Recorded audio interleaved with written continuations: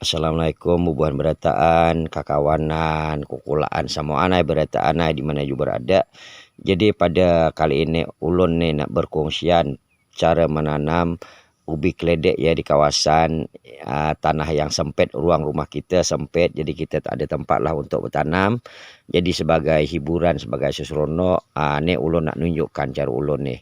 Jadi kita menanam ubi keledek ya, ubi keledek yang oreng tu, yang kita goreng sedap manis tu. Inilah ya cara mudahnya. Kita ambil lah guni, kemudian kita isi gabungan pada serkam padi, sabut dan juga tanah merah topsoil ya.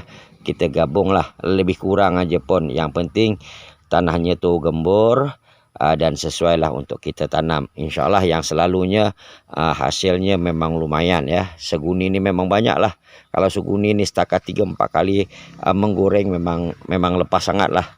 Ini cara ulun ya.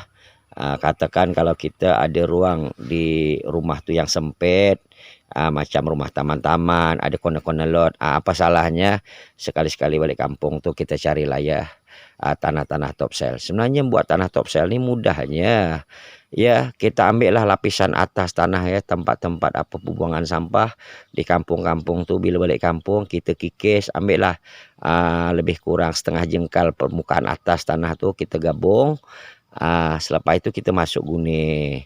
Kemudian kalau ada serkam padi ke apa ke sabut-sabut, kita gaul je lah.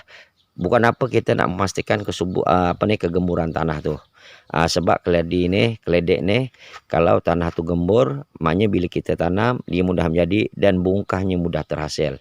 Tapi kalau tanah tu macam keras, maka bungkahnya nanti ubinya halus saja kan.